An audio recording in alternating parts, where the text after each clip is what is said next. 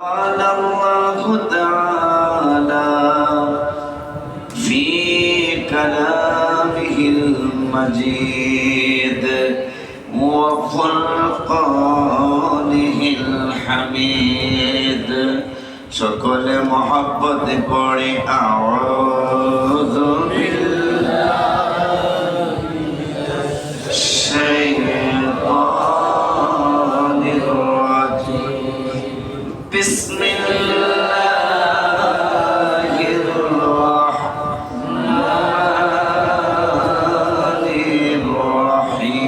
الرحيم واعبدوا الله ولا تشركوا به شيئا وبالوالدين إحسانا وبذي القربى واليتامى والمساكين والجار ذي القربى والجار الجنب والصاحب بالجنب وابن السبيل صدق الله العلي العظيم وصدق رسوله النبي الحبيب الكريم ونحن على ذلك من الشاهدين والشاكرين ربنا تقبل منا إنك أنت السميع العليم في شان حبيبه صلى الله عليه وسلم إن الله وملائكته يصلون على النبي يا أيها الذين آمنوا صلوا عليه وسلموا تسليما اللهم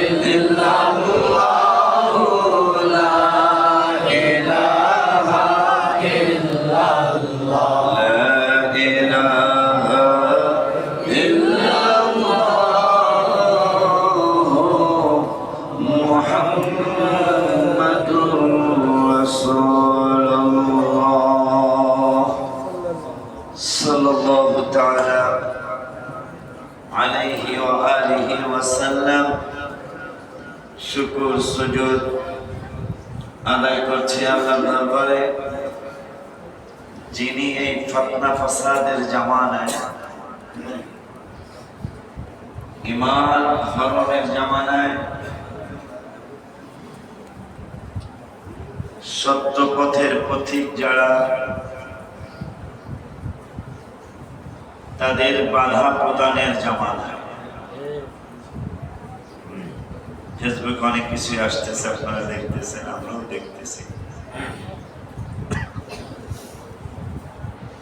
কিয়ামতের অন্যতম আলামত অযোগ্য লোকের হাতে দেশের ভার যাবে। কার হাতে? অযোগ্য লোকের কাছে। মসজিদ মাদ্রাসার কমিটি হবে, এলাকার যারা মূর্খ মানুষ, সুদ ঘুষখোর, হাদিস শরীফ। অথচ আল্লাহ বলেছেন ইন্নামা ইয়ামুরু মাসাজিদাল্লাহ, ইন্নামা ইয়ামুরু মাসাজিদাল্লাহি মান আমানা বিল্লাহি ওয়াল ইয়াউমিল আখির। যিনি মসজিদ পরিচালনা করবেন, যারা করবেন, তারা ঈমানদার হইতে হবে, আল্লাহ এবং আল্লাহ রাসূলের প্রতি তাদের ঈমান থাকতে হবে। ওয়া আকামাস সালাহ, তারা নামাজি হইতে হবে।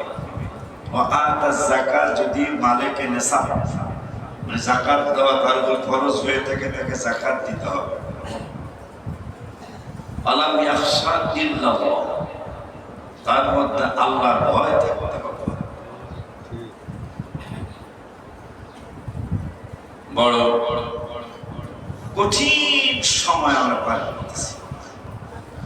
আমার মনে হয় আমাদের জীবনে এরকম কঠিন সময় আর আসে না।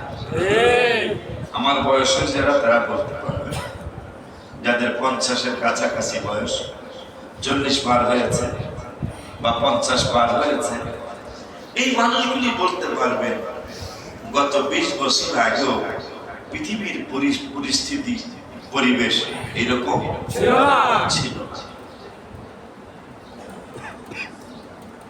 যাদের কাছ থেকে মানুষ দোয়া পাওয়ার জন্য আসে, একজন ভার্সিটির অধ্যক্ষ, অনেক বড় শিক্ষিত, যিনি ডিন, সে অনেক বড় ডক্টর, কিন্তু তার কাছে কোনো দোয়ার জন্য যায় না। অথচ মসজিদের একজন মুয়াজ্জিন, তিনি হাফেজ সাহেব, কি হাফেজ, শুধু হাফেজ, আর কোন একাডেমিক লেখাপড়া তার নাই, শুধু আল্লাহ রাব্বুল আলামিনের কোরআন শরীফ পড়েছে, তার কাছে ওই ডিন কিন্তু এসে দোয়া চায়।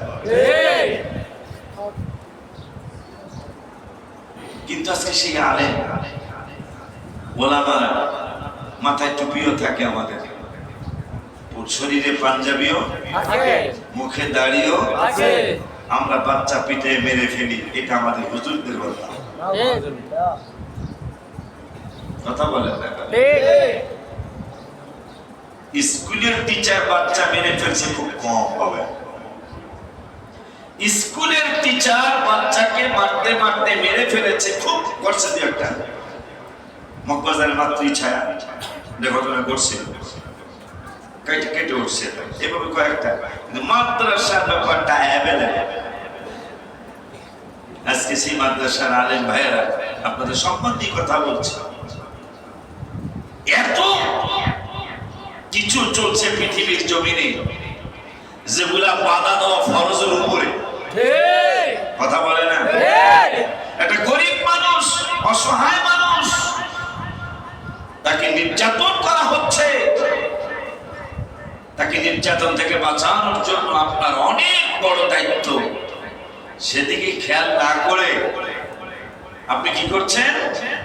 একটা দরবার শরীফে নামাজের ট্রেনিং হচ্ছে, একটা দরবার শরীফে আওয়াবিনের ট্রেনিং হচ্ছে, একটা দরবার শরীফে তাহাজ্জুদের ট্রেনিং চলছে, একটা দরবার শরীফে সালাতুত তাসবিহ নামাজের ট্রেনিং চলছে, একটা দরবারে সকালে জিকির চলছে, একটা দরবারে সন্ধ্যায় জিকির চলছে, একটা দরবারে আমিনাল লাইলি ফাতাহাজ্জাদ বিহি নাফিলাতাল্লাহ তাহাজ্জুদের ট্রেনিং চলছে, ওয়ারাত্তিলিল কুরআন তারতিলা, একটা ভাগ আবার কোরআন শরীফ শেখাচ্ছে, আর একটা ভাগ মাসলা মাসাইল শেখাচ্ছে।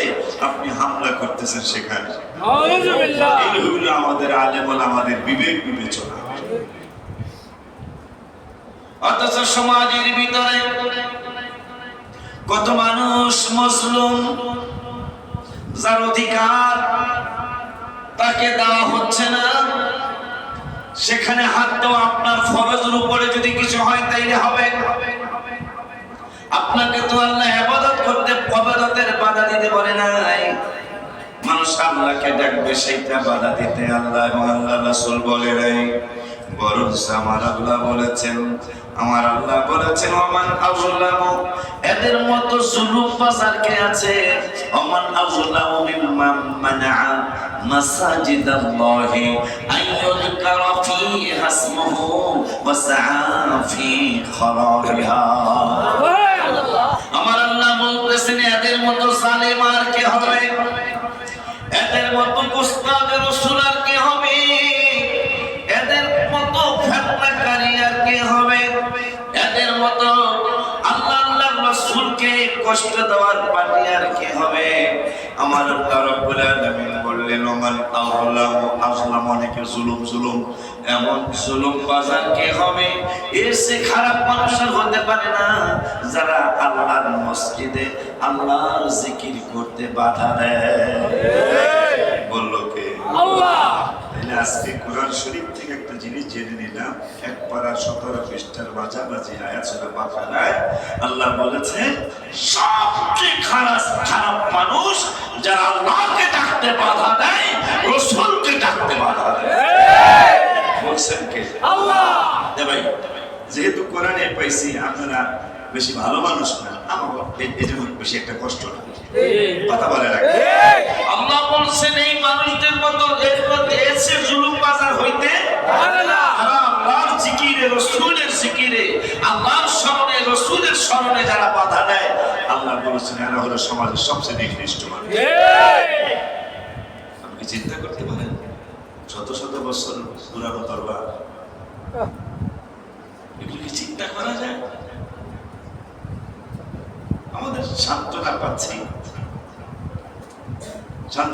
আপনার মাজারে হামলা করেন, মন্দির পাহারা দিচ্ছেন আপনারা, আপনাদের চরিত্র মুসলমান দেখেছেন।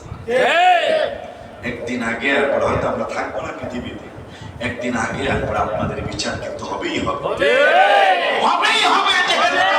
আল্লাহ হাবিব আল্লাহ জানিয়েছেন মান আদানি ওয়ালিয়ান ফাকাদ আযানতুহু বিল হারব।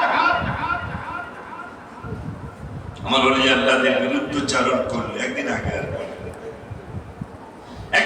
আর পরে আমি আল্লাহ তাদের বিরুদ্ধে যুদ্ধ ঘোষণা করলাম। যুদ্ধ ঘোষণা করলাম। এই জন্য আমরা যারা তরিকতপন্থী আছি, হক দলে আল্লাহ আমাদেরকে রেখেছেন। আমাদের সান্ত্বনা হলো কি জানেন?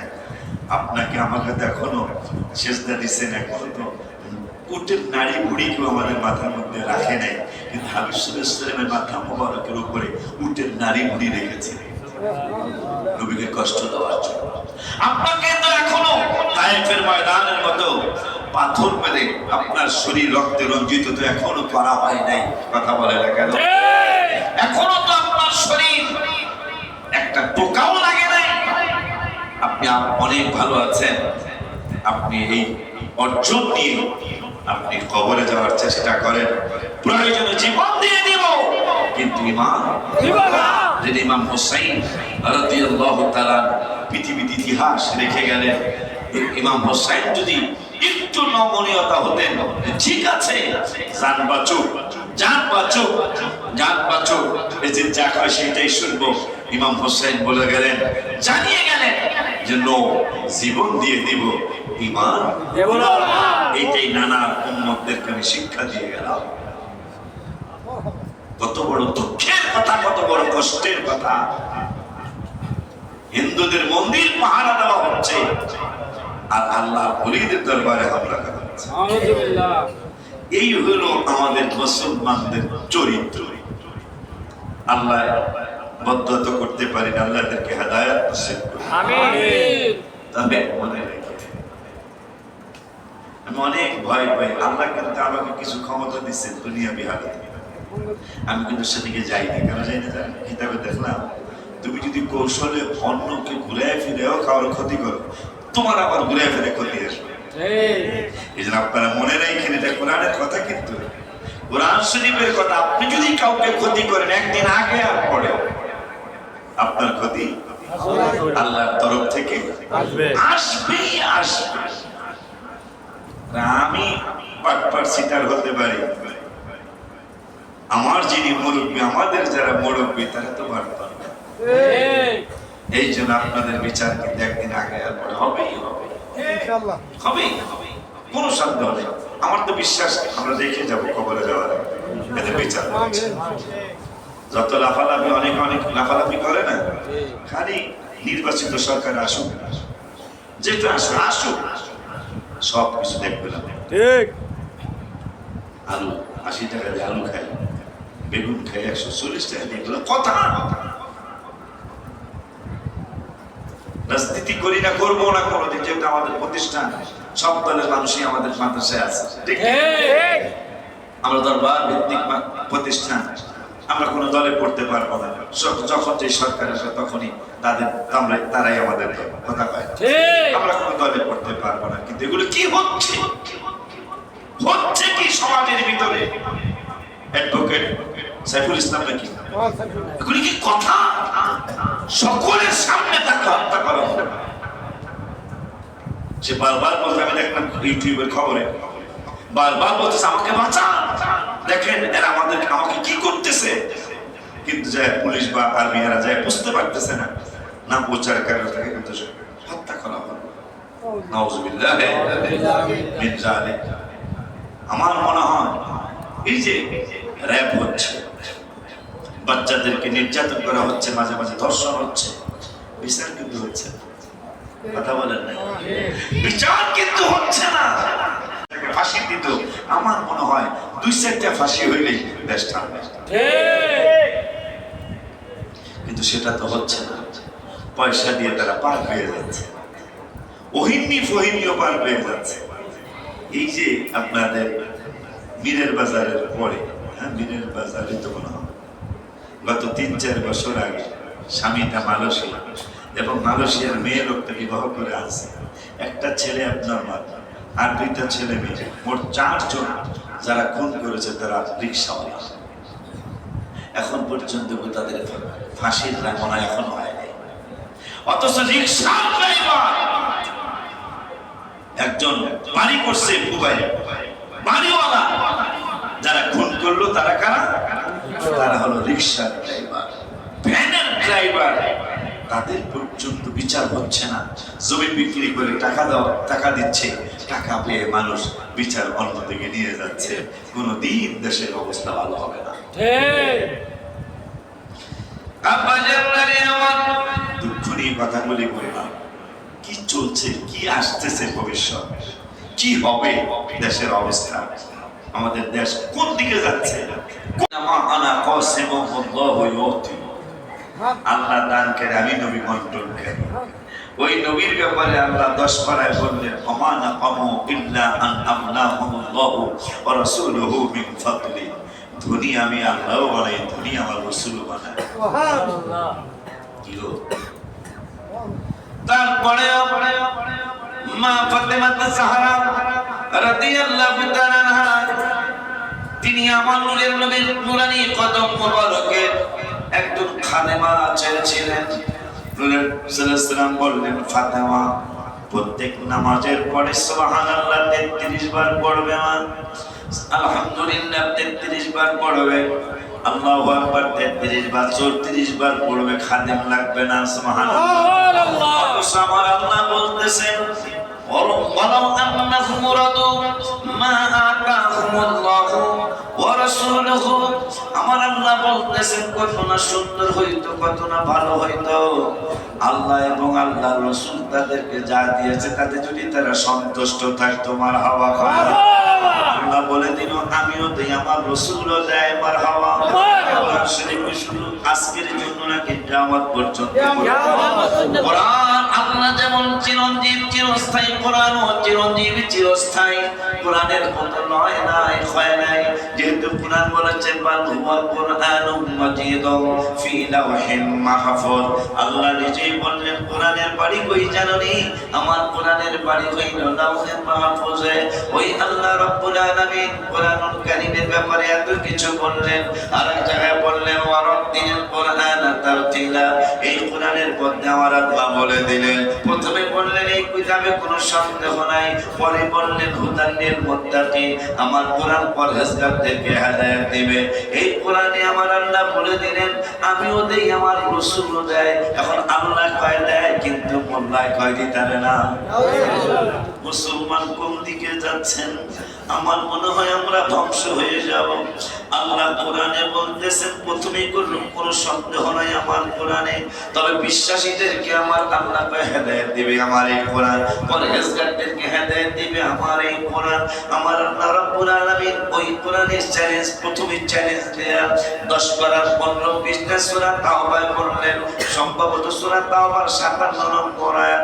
আমার আল্লাহকে বলা আন্নাহুম মুরাদু, তারা যদি সন্তুষ্ট হইত, সন্তুষ্ট থাকতো। কেন?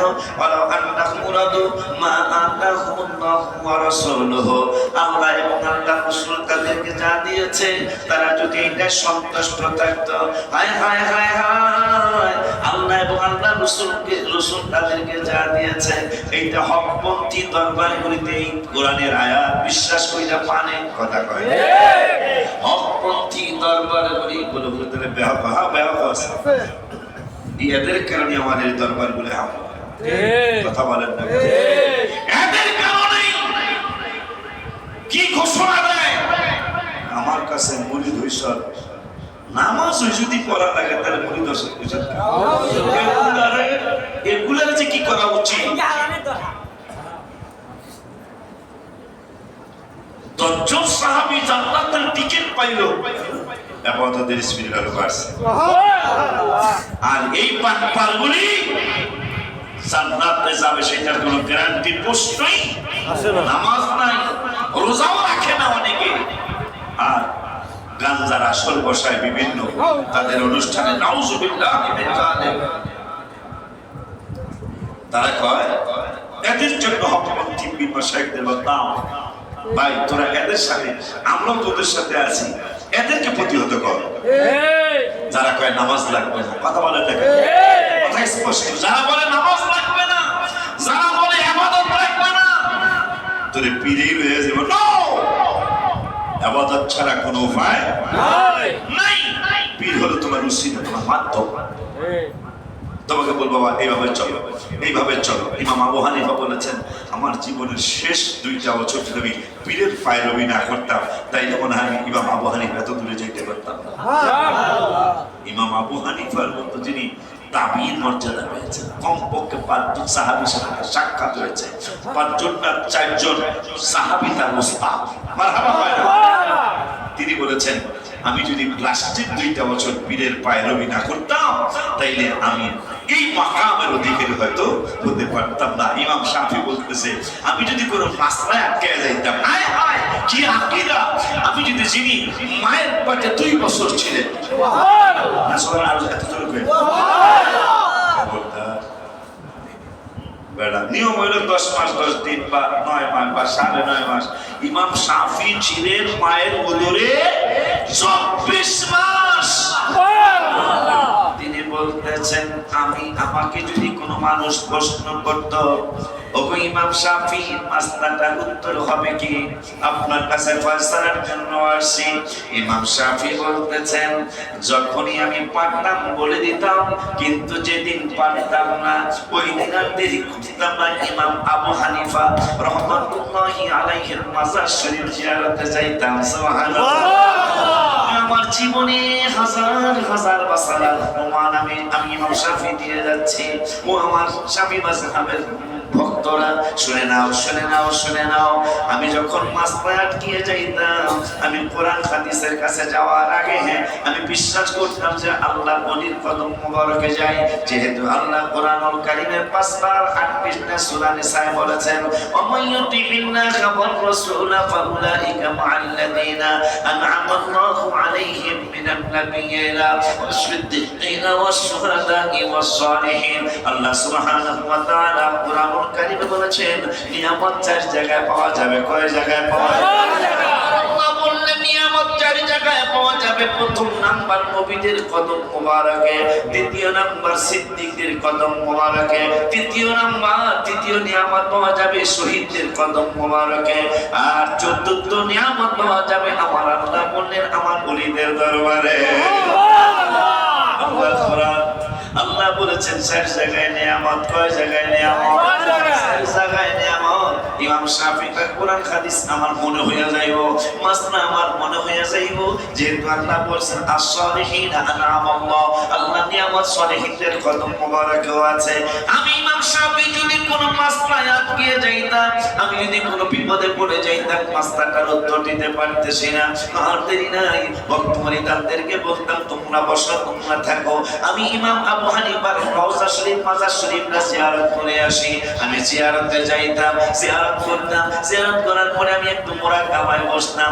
খোদার কসম রে ও দুনিয়ার মানুষ, আমার মাসলার কোনো ঠিক মানে মনে নাই দিতে পারতেছি না উত্তর। ইমাম আবু হানিফার মাজার শরীফটা জিয়ারত করে একটু মুরাকাবায় বসতাম। মুরাকাবা ভাঙার পরে অটোমেটিক আমার দিলের মধ্যে মাসলার সমাধান এসে যাইত। যিনি 2 বছর মায়ের গর্ভে ছিলেন, এরপরে পৃথিবীতে এসেছে, এমন ওলি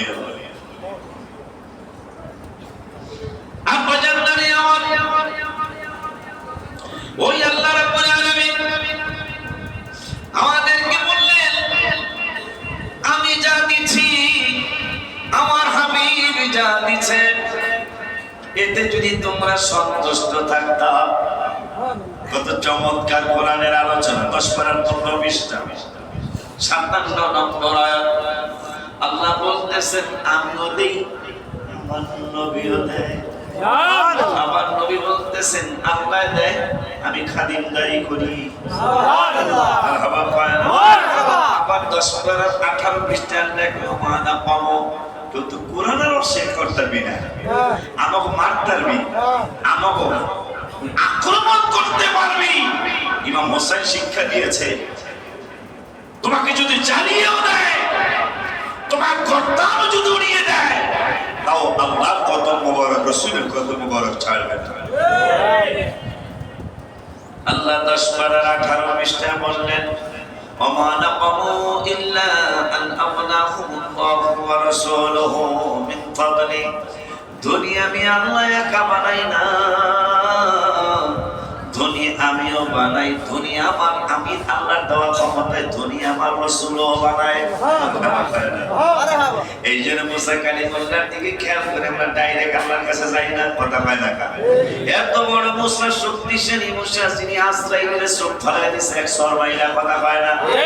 অথচ আটলান্টিক মহাসাগর, প্রশান্ত মহাসাগর, ভারত মহাসাগর, আরো 2টা কণা কথা বলে, বঙ্গোপসাগর মহাসাগর, কথা কথা এবারে কি প্রশান্ত মহাসাগর, আটলান্টিক মহাসাগর, আর কণা একজনের মনে ডাব্বাটা ভারত মহাসাগর। সারা বিশ্বের পানি যদি আজরাইলের মাথায় ঢেলে দেওয়া হয়, 1 ফোঁটা পানি জমিনে পড়বে না, তাহলে মোটামুটি শক্তি আছে, কথা কয় না। এর সব মাসে মুসা কালিমুল্লাহ 14টা পড়ছে।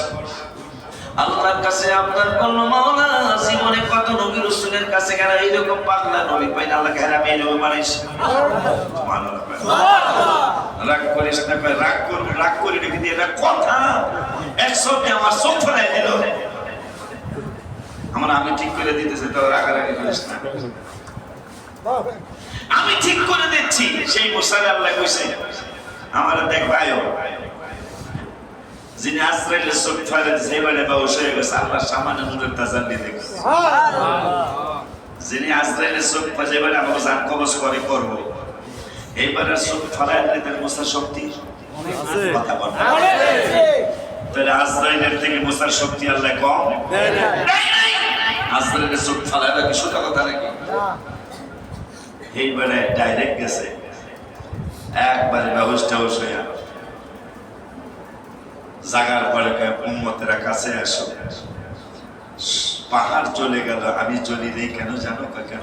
আমার মধ্যে নূরে মুহাম্মাদী আছে, আমার একটা অসম্ভব পুরানোর ক্ষমতা আগুনের নাই।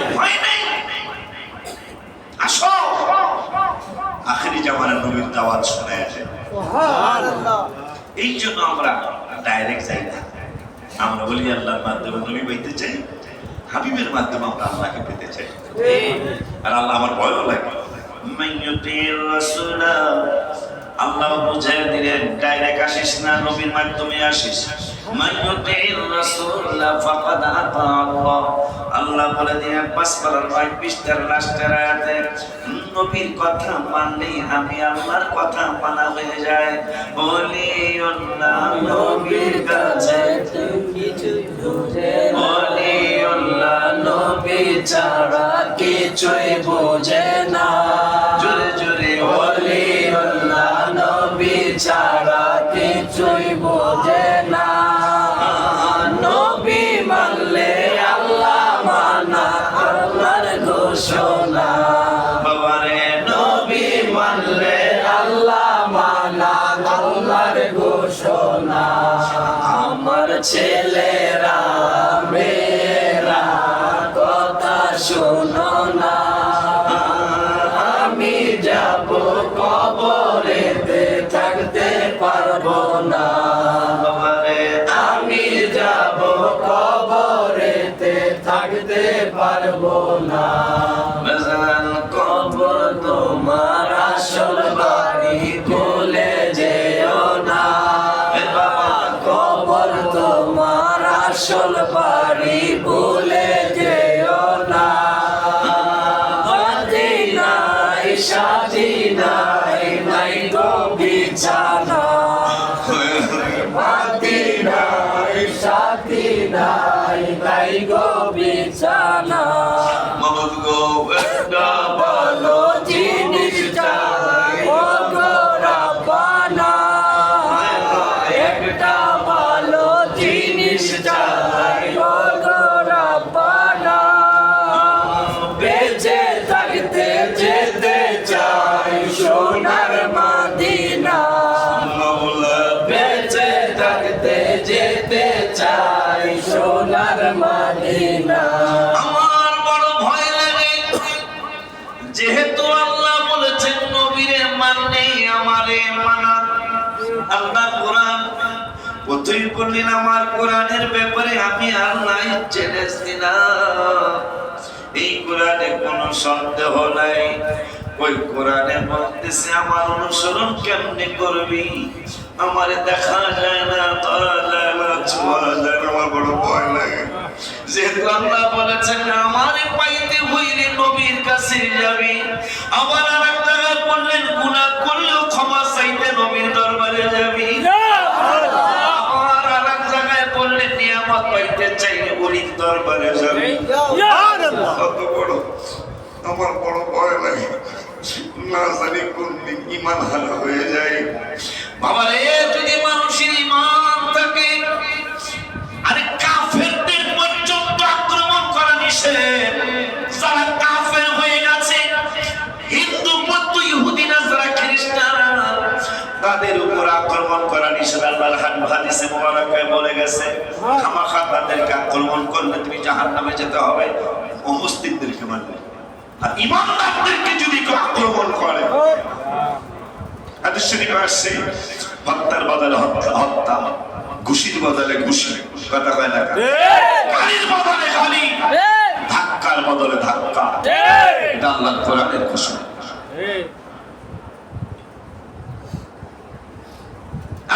আমার বড় ভয় লাগে, কারণ আল্লাহ বুঝিয়ে দিলেন আমারে দেখবি না, তাইলে আমারে না দেখলে তোরা কেমনে নামাজ পড়বে? আমারে না কেমন? আমি বলছি অনেক জায়গায় আমি আল্লাহ বলেছি কোন জায়গায় বলেছি আতিউল্লাহ, কোন জায়গায় বলেছি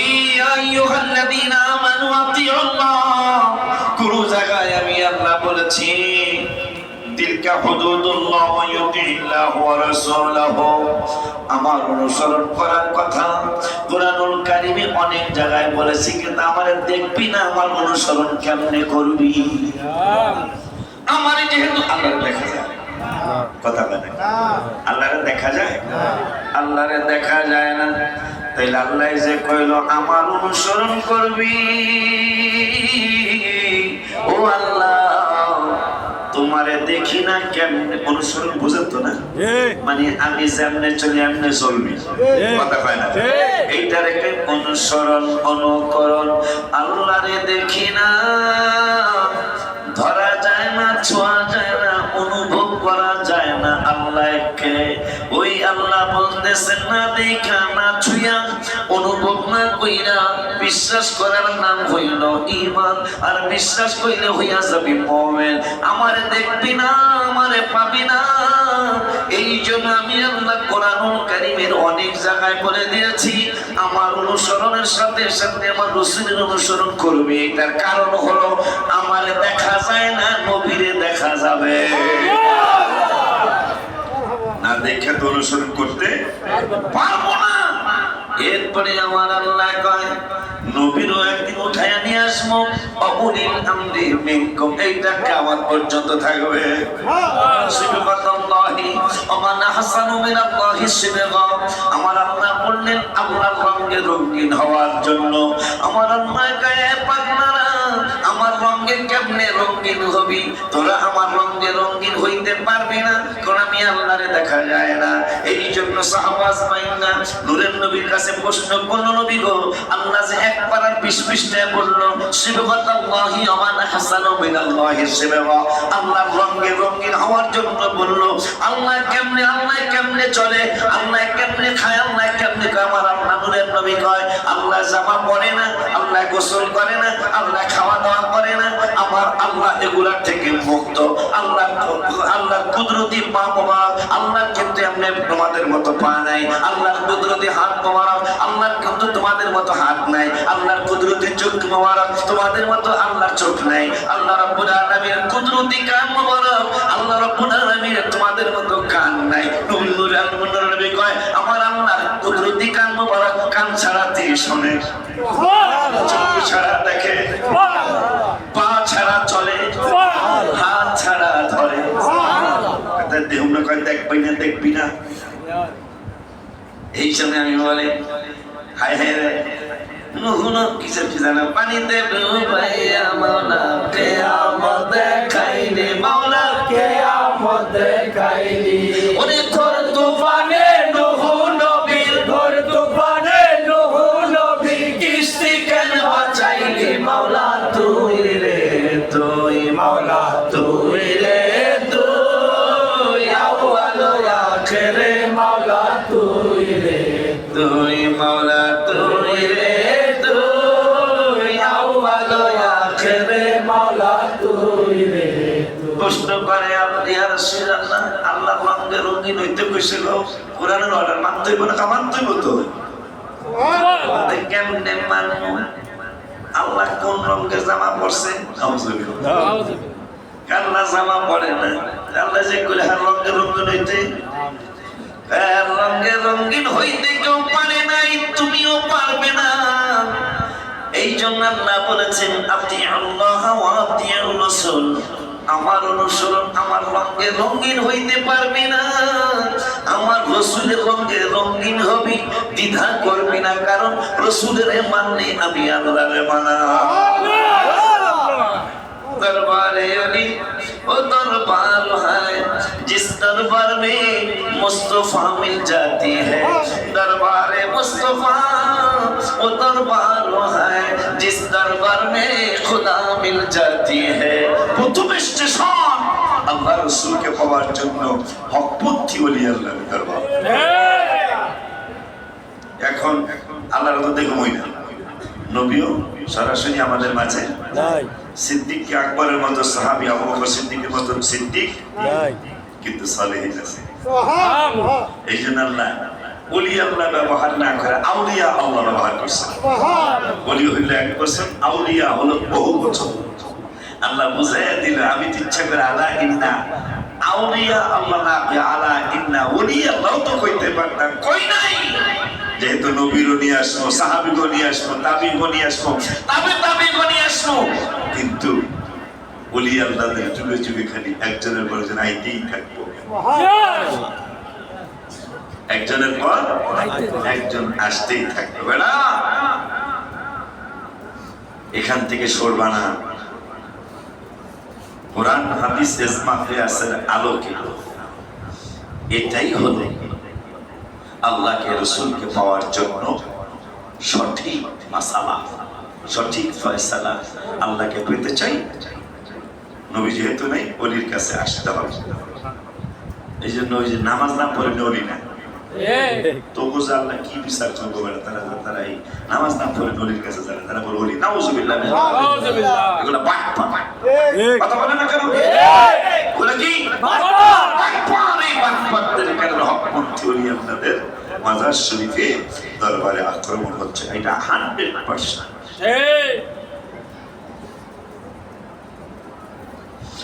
ওই আল্লাহ রাব্বুল আলামিন বললেন ওয়াবুদুল্লাহ,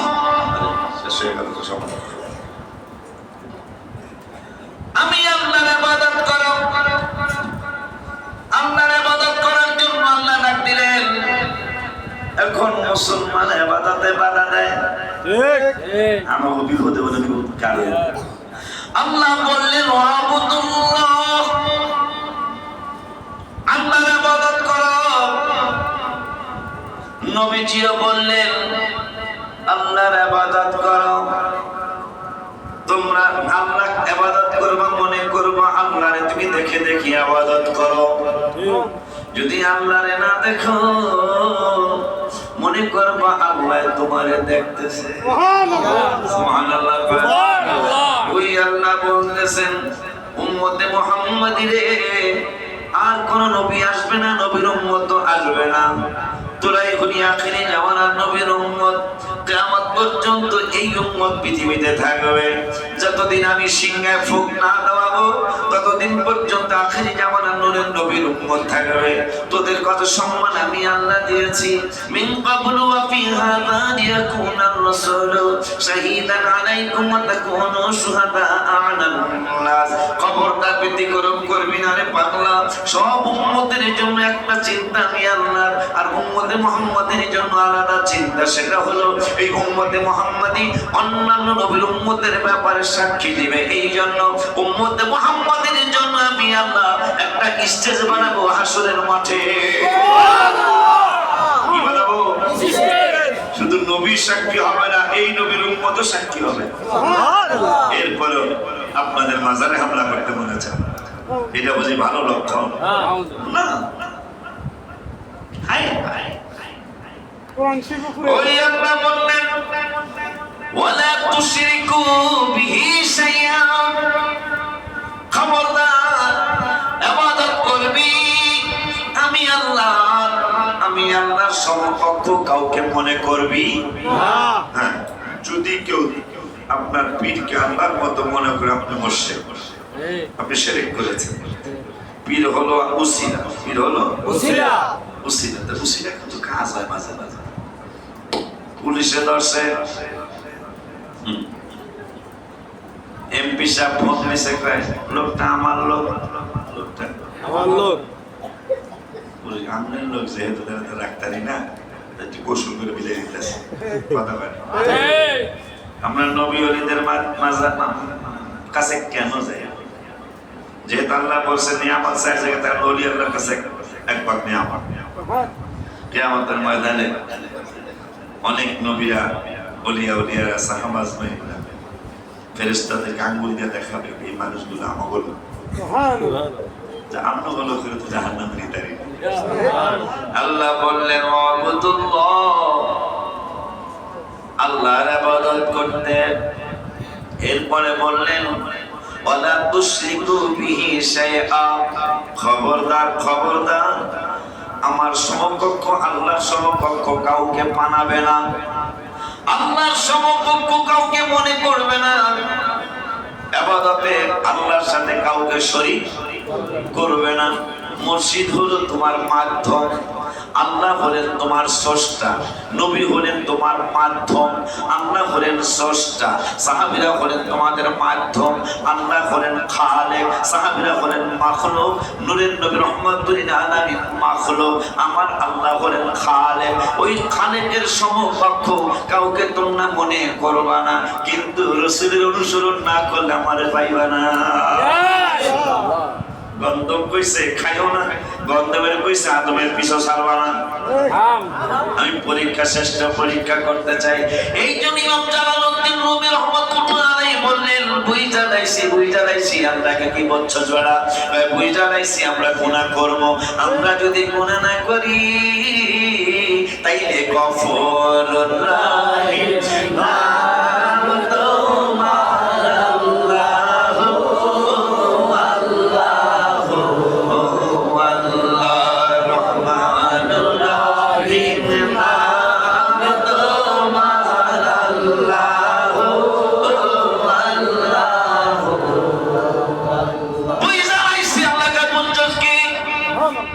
আমরা গুনাহ করব, কেমনে বুঝলে? আমরা যদি গুনাহ না করি, তুমি কোন জায়গায় বলেছ আল্লাহু গফুরুর রহিম, কোন জায়গায় বলেছ ইন্নাল্লাহা গফুরুর রহিম, কোন জায়গায় বলেছ ওয়া ইন্নী লাগাফারুন লিমান তাবা, কোন জায়গায় বলেছ লা তাকনাতু মির রাহমাতিল্লাহ, কোন জায়গায় বলেছ ইন্নাল্লাহা ইয়াগফিরুত যুনুবা জামিআ, কোন জায়গায় বলেছ ইন্নাহু হুয়াল গফুরুর রহিম, তুমি ক্ষমাকারী, তুমি ক্ষমাশীল। আমরা যদি গুনাহ না করি ক্ষমা করবা কারে? বুঝা লাইছি আমরা গুনাহ করব। আমরা গুনাহ না করে তোমার নামের কোনো দাম হইতে পারে। এই জন্য গফুরুর রহিম নামে তোমার আল্লাহ, হায় হায় ওই আল্লাহ বলতেছে শরীক করো না, কারো সাথে আমার শরীক করবা না। যদি আমার সাথে কাউকে শরীক করো তাইলে কিন্তু ইন্নাল্লাহা লা ইয়াগফিরু আন ইউশরাকা বিহি ওয়া ইয়াগফিরু মা দুনা যালিকা লিমান ইয়াশা। সব গুনাহ আমি ক্ষমা করি, শিরকের গুনাহ ক্ষমা করি না। এই বয়াতি ভাইরা দেখলাম, আমি কিন্তু সম্মান দিয়ে কথা বলছি, আপনারা এখন যিনি মুর্শিদ তিনি বলে রাসূল, এই ধরনের কথা কেন বলেন? আবার কয় যিনি রাসূল তিনি আল্লাহ। এরা কয় নামাজ না, এদের কারণে বাইরে তোরা যদি আক্রমণ না, তাদেরকে বোঝা যায় তোদের সাথে আমরাও আছি, তোদের সাথে আমরাও আছি। কিন্তু হকপন্থী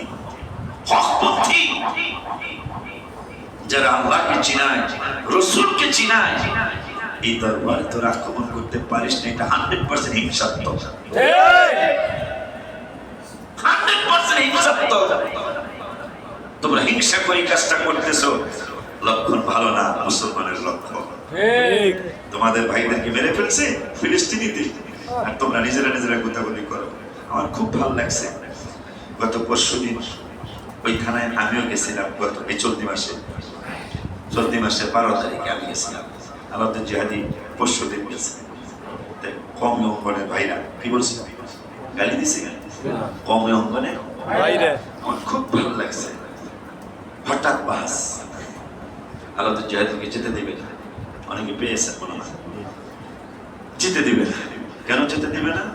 আগে আমাদের সাথে বহাস করতাম, বহাসে যদি উনি উত্তর দিতে পারে তাহলে আমার মাহফিল হবে। শেষ পর্যন্ত বিলের বাচ্চা না, আল্লাহ তো যদি বাঘের বাচ্চা।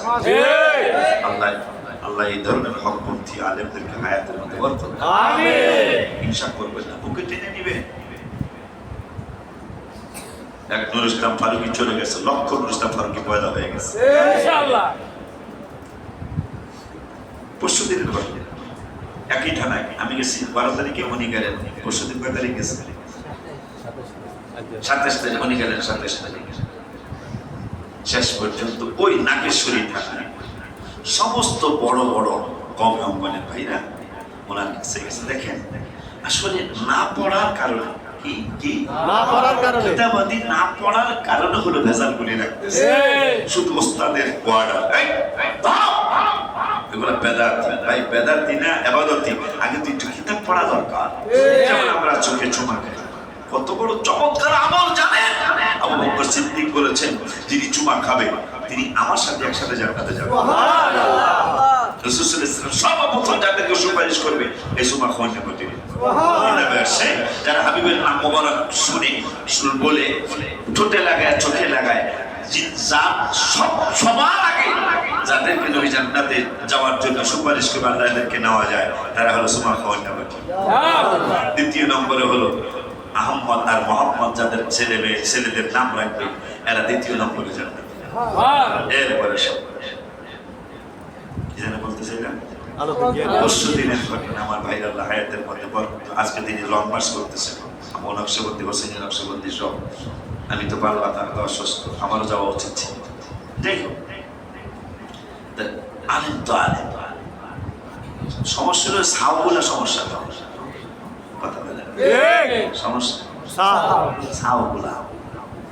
কিন্তু বড় আলেম আলেম, যারা আলেম কোনোদিন তারা আর একটা আলেমকে অপমান করবে না।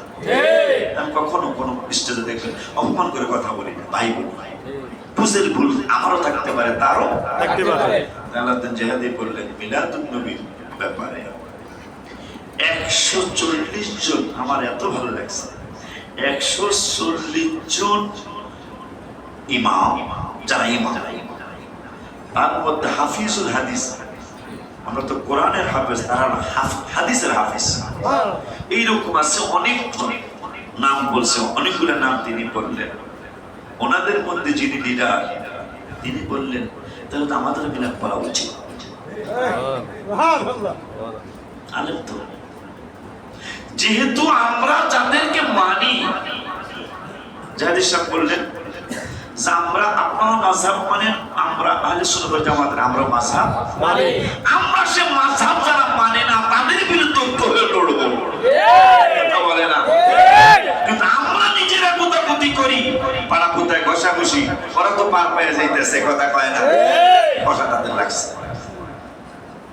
কৌগম্বনের ভাইদের কথাটা খুব লাগছে, কথা তো ঠিক। তারা বিনা নামাজ আমরা 20 টাকা করে, সুন্নিরাও 20 টাকা পড়ে, কথা হয় না। তুই ঈদের 6 তাকবীরের নামাজ আমরাও মানি, হেরাও মানে, আর এক গ্রুপ আছে 12 তারিখ 12 তাকবীর মানে, কথা হয় না। সবে বরাত আমরাও মানি, সুন্নিরাও মানে, আওয়াবিন নামাজ আমরাও মানি, সুন্নিরাও মানে, আশুরা আমরাও মানি, সুন্নিরাও মানে, মেরাজ শরীফ আমরাও মানি, সুন্নিরাও মানে। কথাটা ওনাদের মধ্যে সবচেয়ে বড় যিনি নাগেশ্বরী খানা, উনি বললো তাহলে তো আমাদের মিলাদ পড়া হচ্ছে, যেহেতু মুস্তাহসান। জাহিদ সাহেব বললেন যে আমরা কাউকে জোর করি না, আমরা সওয়াবের নিয়তে করি। মুস্তাহসান আমল করলে সওয়াব পাওয়া যায়। কি পাওয়া যায়? সওয়াব পাওয়া যায়। দেখেন কারবারটা কি, যে আমরা যাদেরকে অনুসরণ কইরা ইসলাম মানি তারা 140 জন ইমাম মিলাদুন নবীর পক্ষে কথা বলে গেছে, আমরা তাইলে আর কোথায় যাই? এই ভাইজানরা, সাওয়ানা ভাইরা, আমরা ভাই কইছি, এই ভাইজানরা আপনারা বেশি বুঝে ফেলেছেন, অথচ আপনাদের মুরব্বীরা কিন্তু এখনো হাদি আহমদুল্লাহ মুহাজির মুফতি রহমাতুল্লাহ আলাইহি হাফতে মাসাইলের মধ্যে যে আমি লাভ পাই, আমি মিলাদ পড়লে অন্তরে শান্তি পাই। ভাই কি পাই? যিনি ওনাদের সবার পীর আশরাফ আলী থানভী সাহেব মিলাদুন নবীর উপর কিতাব লিখে গেছেন। অথচ ভাইজান ভাই শেষ পর্যন্ত যে আমরা তো কাউকে ফরজ মনে করি না, আপনারা কি ফরজ মনে করেন? কোনো এটা মুস্তাহাব আমল। আমরা কাউকে কোনোদিন বলি না যে মিলাদ শরীফ ফরজ, না পড়লে গুনাহ হবে, কিন্তু একবার করলে কিন্তু গুনাহ হবে। আপনি পড়েন না, এটা আপনার ব্যক্তিগত ব্যাপার, কিন্তু কেউ পড়ে তাকে আপনি মিসকারি করতেছেন, এইটা হইলে তাহলে কিন্তু অনেক বড় ধরনের গুনাহ হয়ে যাবে।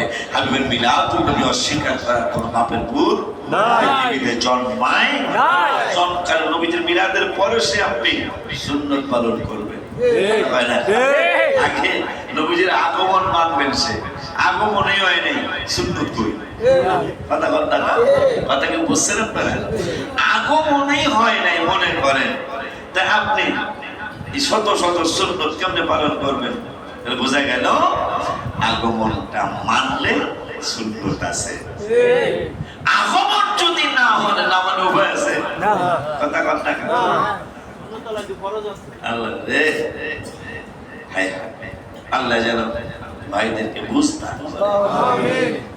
হাত উঠেলে তো হাত উঠাইবা কইতেছি, যদি কোন সময় কোরআন হাদিসের বিপক্ষে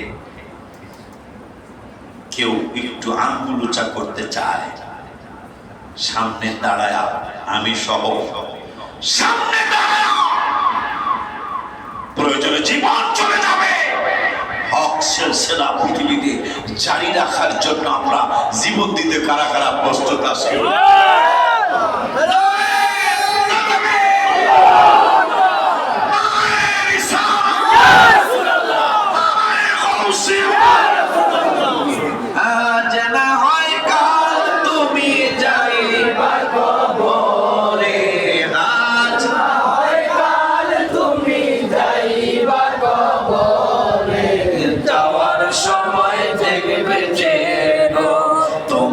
সবই রইল পড়ে, যাওয়ার সময় দেখবে চেনো। তাইলে এইভাবে মরণ হইলেও হইব, আপনি স্বাভাবিক হইলেও হইব, মরণ থেকে বাঁচার কোনো উপায় নাই। ওই আল্লাহ বলতেছেন আমার সাথে কাউকে শরীক করবা না। এরপরে বলতেছেন ওয়াবিল ওয়ালিদাইনি ইহসানা, পিতা মাতার সাথে সৎ আচরণ করবে বলল কেনা। এরপরে বললেন ওয়াবিদিল কুরবা, এরপরে বললেন আত্মীয় স্বজনের সাথেও সৎ আচরণ করবে। এই ঘাটতি অনেকের মধ্যে আছে, কথা কয় না? এই ঘাটতিটা অনেকের মধ্যে আছে। আল্লাহ বললেন ওয়াবিদিল কুরবা, তোমাদেরকে আমি আল্লাহ শুধু আত্মীয় স্বজন মানে তোমার বাবা মার সাথে সৎ ব্যবহার করবে এইটাই শুধু বলছি না, তোমাদের আত্মীয় স্বজন যারা তাদের সাথেও ভালো আচরণ করবে। Warder card, warder card. অথচ সামান্য সামান্য 5 ফিট জমির জন্য 5 ফিট না, আমি শুনলাম, নাম নিলাম না, যদি এখন আত্মীয় তাকে কয়ে দিব, নাম নিলাম না, আমাদের দরবারের এক মরিদ 1 বিঘত জায়গা, কয় বিঘত? 1 বিঘত বোঝেন তো না? 12 ইঞ্চি মানে 1 ফুট জায়গার জন্য ভাইয়ের ঘরে ভাই আগুন দিয়েছে। জায়গা কয় ফুট? 1 ফুট। অথচ আল্লাহ বললেন আত্মীয়ের সাথে ভালো আচরণ। আমি অসুস্থ হয়েছি, আশ্চর্য, যদি আমি মুখ খুলে মানিকগঞ্জের মাহফিল, আমি যদি মুখ খুলি অনেকের গায়ে মানুষ থুথু দিবে, অনেকের গায়ে মানুষ থুথু দিবে আমি যদি মুখ খুলি। আত্মীয়ের প্রতি আত্মীয় হক অনেক বড় হক। এমনি মিসকিন, মিসকিনকে দান করবেন, সবটার সব পাবেন, আর আত্মীয়কে দান করবেন, আত্মীয় হক আদায় হবে, সবটার সব হবে। সুবহানাল্লাহ। যাকাত গরিবের দিবেন অবশ্যই, কোরআনের ওয়ার্ডার। নিজের আত্মীয়ের মধ্যে গরিব থাকলে তাকে আগে, তাতে কি হবে? যাকে গরিবের দিচ্ছেন শুধু একটা সব পাবেন, আত্মীয়ের দিলে 2টা সব পাবেন। আল্লাহ রাব্বুল আলামিনের কাছে সাহায্য চাই। আল্লাহ যেন আমাদেরকে আল্লাহকে চিনে, হাবিব সাল্লাল্লাহু আলাইহি সাল্লামকে চিনে, ইবাদত বন্দেগী করে যেন আল্লাহ কবরে যাওয়ার তৌফিক দান করেন। আমিন। কবরে যেহেতু যাইবেন, আমিও যাব, আমি জানি কেমন কম বুঝের মানুষ হয়ে গেছি, বলে আমার 3 অর্ডারে বাংলাদেশে গেছি, চশমা বাজারে দেখি আমি এত পেরে নিই না, 3 অর্ডারের মাদ্রাসা আছে। কারণ জীবন 70 বছর আর 75 বছর যদি আল্লাহ হায়াত দেয়, আর নাহলে তো এখনো চলে যেতে পারি। হ্যাঁ, দোয়া করুক না করুক, খালি আমি নিয়ত করছি যে আমি কবরে যাতে একটু শান্তি পাই, এই কারণে আমি শান্তি পাবো। এরা দোয়া না করলেও সমস্যা নেই, কারণ আমি যে নিয়ত করে দিছি যারা কোরআন শিখবে, হাদিস শিখবে, কথা বলে না, এরা কোরআন শিখবে। কালকের একটা ঘটনা আমার এত আনন্দ লাগছে, আমি বাসায় যাই আপনাদের আম্মাকে বললাম, আমার দেশি মানুষ, ফরিদপুর বাড়ি, তুমি জাহিদ হুজুরকে ফোন দিছে, আমার বাচ্চাটা কি পলায়া যায় কিনা, আমি তো আপনাদের মাদ্রাসাটা চয়েস করছি নেটে দেখে, আমার বাচ্চাটা কি পলায়া যায় কিনা, খুব খারাপ, মজার একটা কথা, আমার এত ভালো লাগছে। তো জাহিদ হুজুর বলছে, আপনি একটা এসে দেখে যান, একটা আমাদের যথেষ্ট সিকিউরিটি আছে, গেট তো আছে, আবার 2 জন সিকিউরিটি গার্ড পয়সা থাকে আমাদের এখানে, বাচ্চা যেন এমনি সামনে এদিক সেদিক না যায়। তো উনি আসার পরে উনি কিছু করছে দেখেন, আসার পরে ফার্স্ট চয়েস করছে যে আমার ছেলে পালাবে না। তো হুজুর জিজ্ঞেসে, কেন পালাবে না? খেলার মাঠ আছে। কি আছে? কারণ 100-র মধ্যে 95টা প্রতিষ্ঠিত খেলার মাঠ নেই। উনি কি দেখছেন, উনি ভয় করছে আমার ছেলে পালায়া যাওয়ার না, বলা বড় হয়েছে একটু, আসো মোজাম্মেল আসো, নতুন কালকে ভর্তি হয়েছে, কই তুমি? 1 সপ্তাহ বস বস, 1 সপ্তাহ ড্রেস হতে বানালে, এইটাই নিয়ম, এইটাই বাপের বেটার কাম। অনেকে 2 বছর পড়তেছ এখনো ড্রেস বানাও না, তুই মাদ্রাসার সাথে যা একটা অবহেলার কাজ করতেছ, মাদ্রাসাকে তুমি সম্মান করো না, কারণ ড্রেস অনেক বেশি। যাই হোক, ওর বাবা বললো আমার ছেলে পালাবে না। জাহিদ হুজুর যেখানে পালাবে না কেন?